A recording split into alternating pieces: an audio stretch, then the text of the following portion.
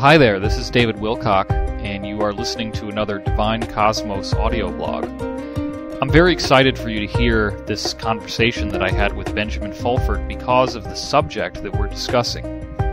Namely, we are at a point in history where one of the major factions of the world elite is finally on its death knell. This would be the Rockefeller faction, which, as I've written about before, originated in America as a result of the European or Rothschild faction, extending them the ability to produce oil and generate profits from it. And the Rothschilds appear to have never imagined the scope of profits that would be gained by this oil industry, or the fact that their own allies would turn on them and become a separate faction that would actually battle against them quite viciously for power and control. I would highly recommend, as a backdrop to this piece that you're about to hear between Fulford and myself, that you read my book that I put online for free called Disclosure Endgame. I have a lot of things going on in my schedule right now. I do apologize for the fact that I have not been able to finish the conclusion of the book as of yet. But there are many, many events unfolding at a massive speed right now.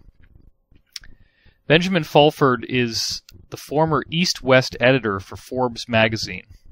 And he came out several years ago now and revealed that he had been contacted by members of the so-called Illuminati. And immediately thereafter, he was also contacted by members of an Asian secret society that had been reanimated after a long dormant phase in order to help fight this scourge of world power that has now become so obvious to even the biggest fence-sitters in these other countries in the world. This Asian secret society referred to itself as the Red and the Green. It is now clear from talking to Fulford that he has since expanded his level of contacts and worked with others who are not just the Red and the Green anymore, but have formed a larger society, which he is now calling the Black Dragon Society. If you follow his website like I do, you may have had some questions arise, and right before we had this conversation, I was able to get many of those questions answered by him. This conversation occurred just a day or two before the Haiti earthquake, and it was unclear right away exactly what that earthquake was, because it had such destructive power and was so catastrophic. I did remember reading from Christopher's story that there was a series of transactions for the South America area that were running through Haiti, and in fact that appears to be part of what was going on. In short, it seems that what we dealt with here, according to multiple whistleblower testimonies, is small incendiary devices, nuclear devices, that were actually sent in and burrowed down into the earth to create earthquakes in the seismic fault lines around Haiti. Thankfully, the scope of what was planned was much, much worse than what actually happened. A variety of them did not detonate. This goes from Fulford's own sources, as he revealed after this conversation that we had. Now, why would somebody want to do that? It sounds completely horrific and terrible, and it doesn't make any sense. Well, it's an ugly subject, but the bottom line is that if you have this faction, all they know is world power and domination and control. They're on their last legs now. They've been shot, and they're on the run bleeding. And what they're trying to do is preserve their own existence. So by doing something like this, it basically is their way of trying to tell everyone else in the world, if you try to take us down, we're going to take down a lot of people along with us. We're going to make it really, really hurt. Fulford had already been saying, in fact, he probably says in this conversation, that we were going to have probably some kind of 9/11 again.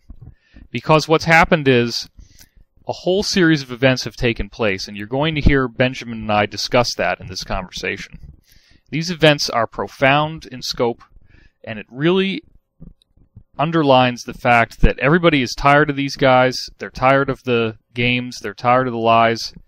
The international community is now cracking down, making this happen. So another big piece of context you need before we get into this conversation directly is the work of Christopher's story. Fulford had mentioned Christopher Story in one of his recent writings. Specifically, there is an article that Story wrote on January 7th regarding Operation Stillpoint. Now, what is that? Operation Stillpoint was something that Story uncovered through his own investigative journalism research and his work with Leo Wanta. I've been aware of Leo Wanta all the way back to when Sherman Skolnick was discussing him, I believe in the late 1990s. And I even referred to it in my article called The Changing of the Guard, Corporate Media Whistleblower Speaks.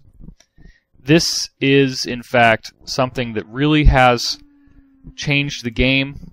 Bringing Wanta into the equation, he came forward and was trying to get people hip to the idea of disembodying the Federal Reserve, putting everybody on U.S. Treasury notes printed by the U.S. Treasury in accordance with the Constitution. But the real key is, he said, the elimination of the banking system. So you have to understand that it's packaged as if it would be a really good thing.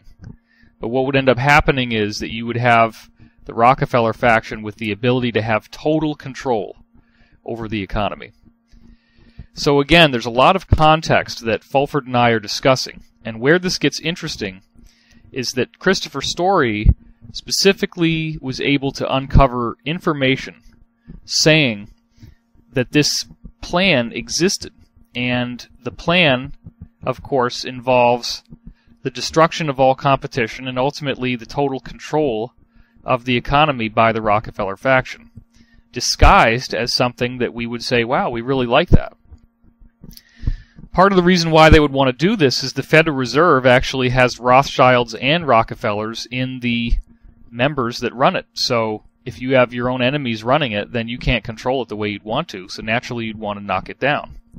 That's obviously part of why we're seeing even Fox News coming out more and more with anti-Federal Reserve propaganda of various kinds. Now, I actually think the Federal Reserve should be brought down, and one of the things you're going to hear Benjamin and I discussing is how important it is that that happens.